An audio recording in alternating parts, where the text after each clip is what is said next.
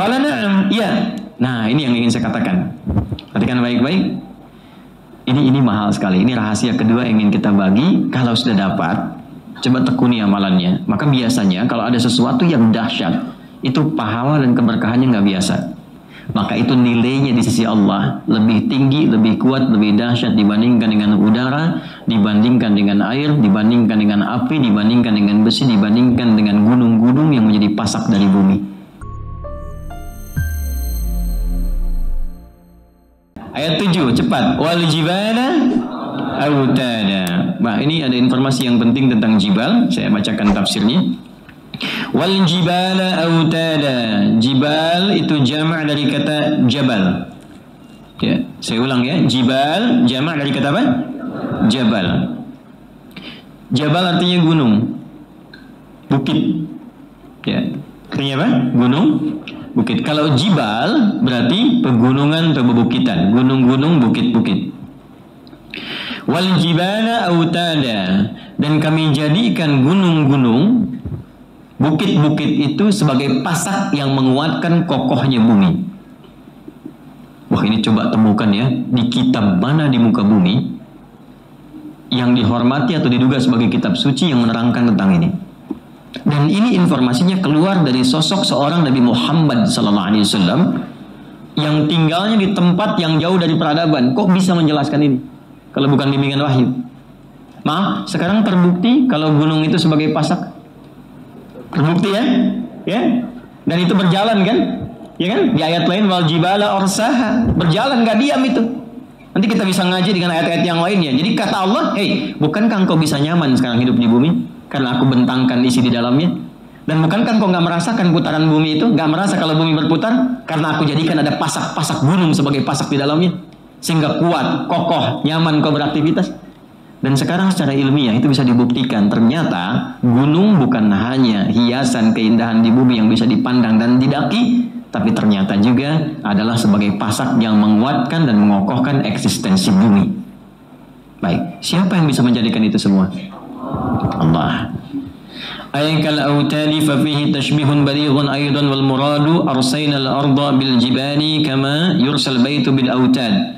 Yang dimaksud di sini adalah kami jadikan gunung-gunung itu sebagai pasak. Maksudnya ini adalah kiasan, tashbih baligh, diumpamakan perumpamaan yang nyata. Seperti halnya Anda membangun rumah, tentu ada pondasinya, tentu ada pasaknya. Maka demikianlah bumi sebagai rumah kita bernaung, Allah jadikan gunung-gunung sebagai pasaknya. Baik, hadis, saya bacakan hadis. Ini hadis yang sangat penting. Sebetulnya kaitannya dengan materi kita, tapi ada tambahan nanti di hadis ini yang Nabi ingin tunjukkan kepada kita. Dicatat dulu hadisnya. Alhamdulillah. Hadis riwayat At-Tirmidzi, Sunan At-Tirmidzi, nomor hadis 3369, 3369. Sudah? Ya, saya bacakan hadisnya. Sudah? Statusnya dulu, status hadisnya dhaif. Status hadisnya apa? Dhaif. Yang dimaksud dhaif itu sanadnya. Jadi nanti ada sanadnya dhaif, tapi matannya, ya, matannya mungkin sahih, ada. Ya, jadi ada yang dhaif hadis sanadnya. Sanad itu orang yang meriwayatkan, karena ada satu persoalan maka hadisnya dicukupkan sampai di situ, ya. Tidak diambil sebagai posisi yang kuat. Cuma matannya, isi matan itu informasinya benar, sejalan, nggak bertentangan dengan Al-Quran, nggak bertentangan dengan isi hadis. Hanya orang yang meriwayatkan bermasalah. Sedangkan hadis itu harus dijaga, kehormatan Nabi harus dijaga, jangan sampai disampaikan oleh orang yang bermasalah. Ya, kebayang nggak kalau ada orang mabuk nyampaikan hadis dari Nabi? Nanti orang berkata, pantas orang Islam begitu, hadisnya diriwayatkan oleh orang mabuk. Ya, karena itu jika ada orang-orang bermasalah, termasuk orang nggak mabuk, orang nggak mencuri, cuma sering mengarang cerita.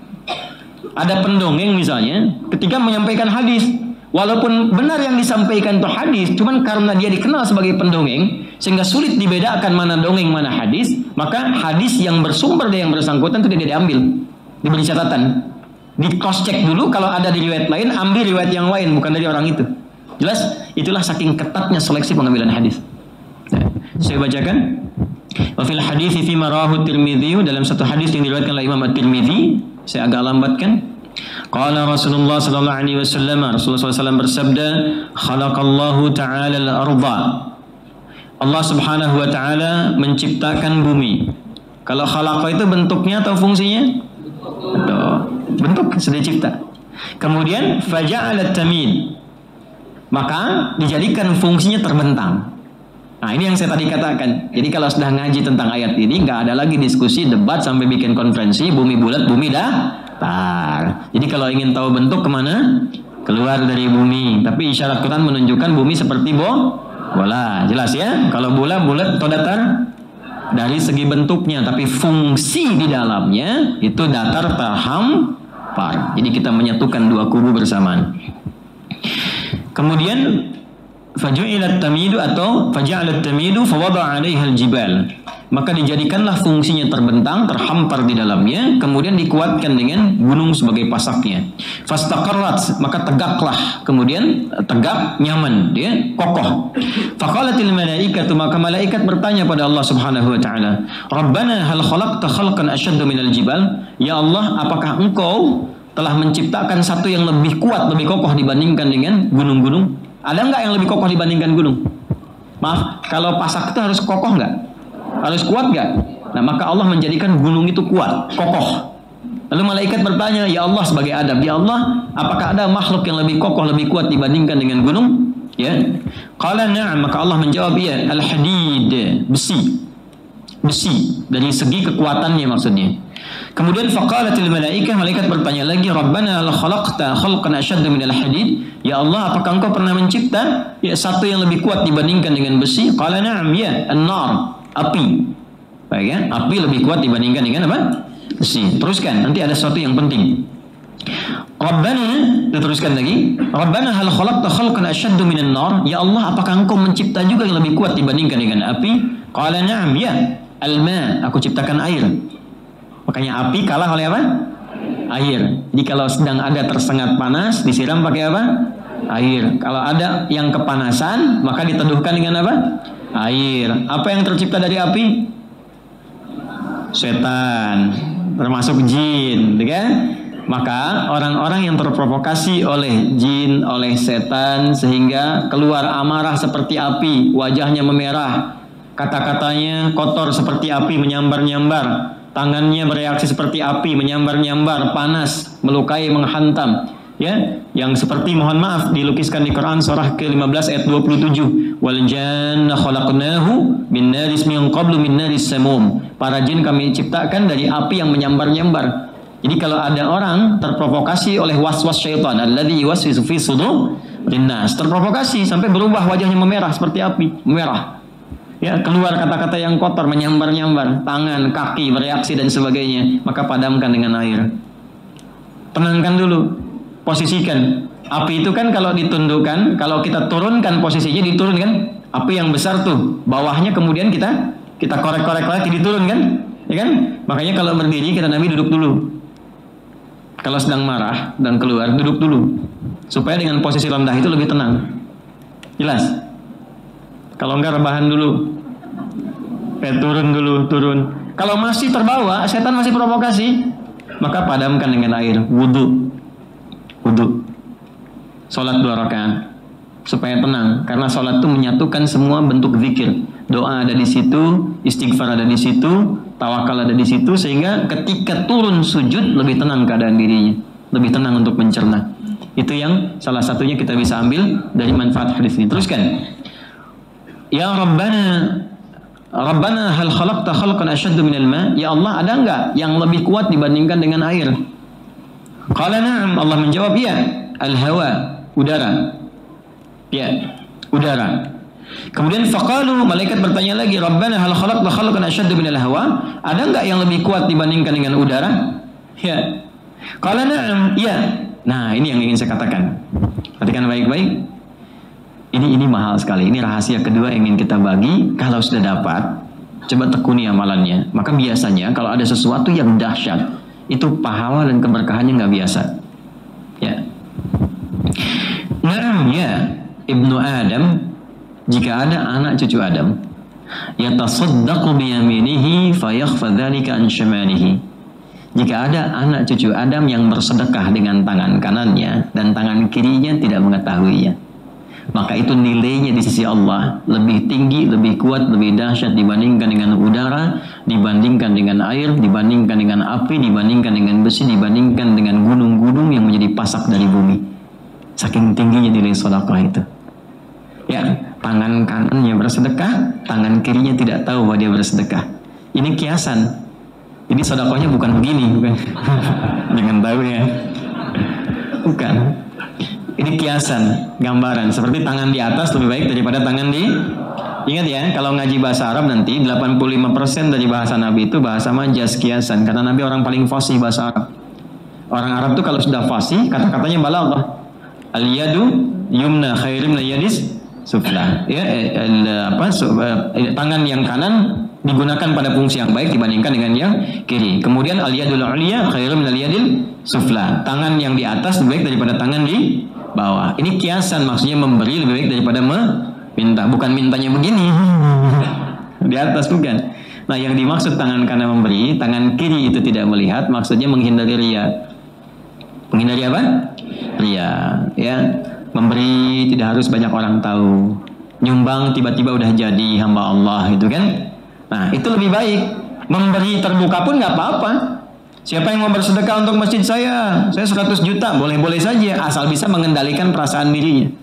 Ya, saya Pak, 100 miliar. Oh, Masya Allah Pak, tapi tolong buatkan spanduk dari Sabang sampai Merauke. Saya itu. Fotonya yang besar gitu. Nah, itu persoalan. Nah, jadi ternyata saya memberikan rumus sedekah itu. Kalau dilakukan dengan niat yang ikhlas, itu nilainya tinggi di hadapan Allah sampai mengalahkan kuatnya pasak gunung yang menjadi pasak bumi. Kuatnya gunung yang menjadi pasak apa? Bumi. Ini bahasa kiasan. Maksudnya apa? Saking tinggi nilainya di sisi Allah, itu sampai mengalahkan kekuatan gunung sebagai pasak apa? Bumi. Makanya kalau ada orang bersedekah dengan bentuk harta, itu nilainya di dalam surah Al-Baqarah di ayat 261. Itu paling sedikit 700 kali lipat. Berapa? Paling sedikit ya, karena ayatnya suka dipotong sampai situ padahal belum selesai. Matsalul ladzina yunfiquna amwalahum fi sabilillahi kamatsali habbatin ambatat sab'a sanabil 7 fi kulli sumbulatin mi'atu habbah 100. 1 kali 7 kali 100. Berapa? 700. Belum selesai. Wallahu yudha'ifu liman yasha wallahu wasi'un alim. Dan Allah akan melipat gandakan tanpa batas bagi siapapun yang tidak pernah berhitung dalam memberi. Jadi kalau nggak berhitung, Allah beri tanpa hitungan. Dan yang dimaksud 700 itu jangan dipahami dengan batas materi sehingga menjadi materialistik. Jangan pahami begini, kalau saya sedekah misalnya 100 rupiah, maka kalikan 700, saya akan dapat balasan 70.000. Maka di hari ini saya akan mendapatkan 70.000 dari Allah. Tidak begitu. Bentuknya bisa macam-macam. Ini yang dimaksud pahala, dimaksud akhirat. Yang dimaksud akhirat. Anda ngaji Quran, satu hurufnya berapa? 10. Sholat dikerjakan, selesai, dapat 10. Tapi sedekah begitu dilakukan 700 kali lipat. Jarak satu keduanya 500 tahun. Dua ketiga 500 tahun. Tiga keempat 500 tahun. Itu tinggi. Kalau sholat, yang tidak punya harta pun sholat. Ngaji, siapapun bisa ngaji. Tapi bisa mengeluarkan apa yang dimiliki dari titipan harta itu nggak mudah. Karena itu begitu keluar dan dilakukan karena Allah, apresiasinya tinggi. Kalau urusan dunia, balik dengan urusan dunianya, itu berkahnya saja. Bentuknya tidak harus dalam bentuk uang. Bisa jadi Anda dapat proyek nilainya ya 700 kali lipat. Bisa jadi Anda tidak sakit, terjaga dari sakit yang nilainya demikian. Bisa jadi. Tapi yang dimaksud di sini pahalanya. Jelas? Nah, jadi ketika berbicara tentang gunung, dalam hadis ditambahkan di tafsir ini, tafsirnya Ruhul Ma'ani, karya Syekh Al-Alusi. Ruhul Ma'ani, ya. Jadi ditambahkan di hadis ini, saking pentingnya pasak gunung itu untuk menyentuh akal kita. Gunung sebagai pasak bumi. Kalau engkau sudah sadar, sekarang maaf ya, maaf, sudah dibuktikan secara ilmiah, benar kebenarannya, para ilmuwan sudah berbicara, dan ternyata Quran jauh-jauh hari sudah menyatakan.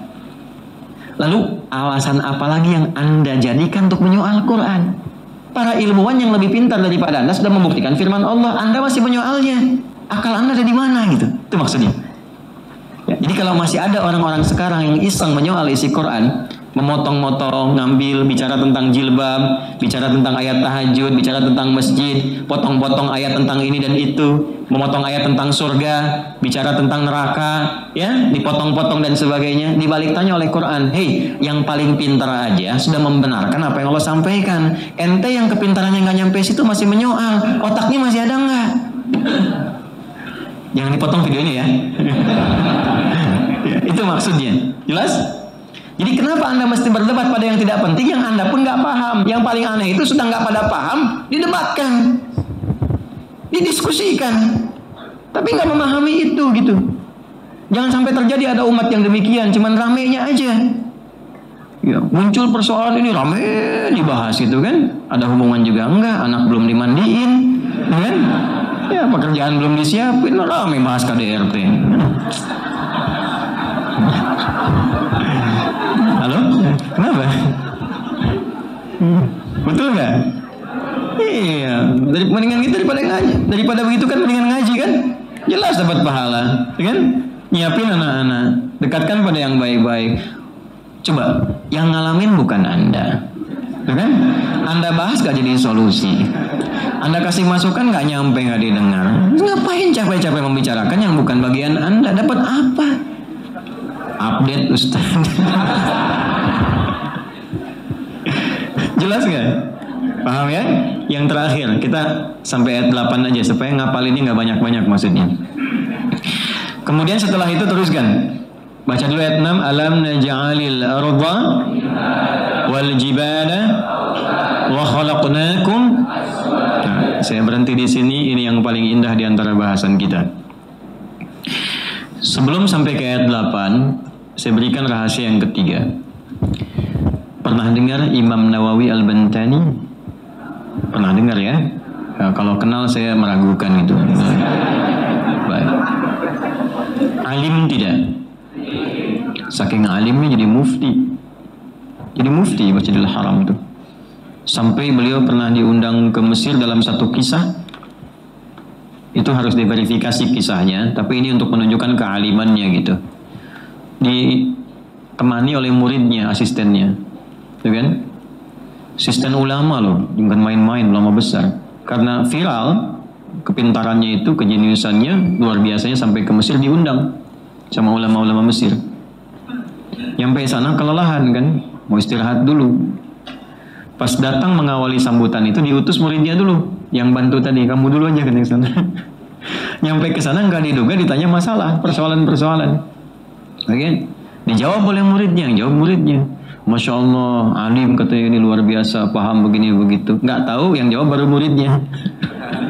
Setelah tahu bagaimana gurunya gitu ya. Nah, Syekh Nawawi Al-Bantani ini di antara kebiasaan beliau saat menuntut ilmu itu sebelum beliau belajar bersedekah dulu. Ya, dan sedekahnya itu diniatkan mohon kepada Allah agar tidak diperlihatkan aib gurunya. Jadi beliau tuh nggak pernah sibuk dengan aib gurunya. Akhirnya yang didapatkan semua kebaikannya. Baik lawannya apa? Lawan baik apa? Jika seseorang sudah menafikan yang buruk-buruk, maka yang keluar dari dirinya yang baik-baik saja. Jika seorang sudah tidak peduli dengan keburukan orang lain, karena dia melihat sepanjang manusia pasti ada keburukannya, maka yang akan dia dapatkan kebaikannya saja. Jadi kalau Anda mencoba mencari keburukan orang lain, akan selalu ditemukan. Termasuk guru. Apalagi saya, pasti banyak kesalahan, kekurangan. Tapi kalau Anda mencoba mengabaikan itu, maka yang Anda dapatkan hanya semua kebaikan dan kemuliaannya saja. Itulah yang didapatkan oleh Al-Imam An-Nawawi Al-Bantani. Itu rahasianya. Jadi betapa tingginya sedekah, bukan hanya menghilangkan kesulitan yang mungkin dialami, mendatangkan solusi yang mungkin sedang dirasakan masalahnya, tapi juga dalam saat yang bersamaan meningkatkan rahmat Allah dari apa yang sedang kita cari. Jelas? Baik.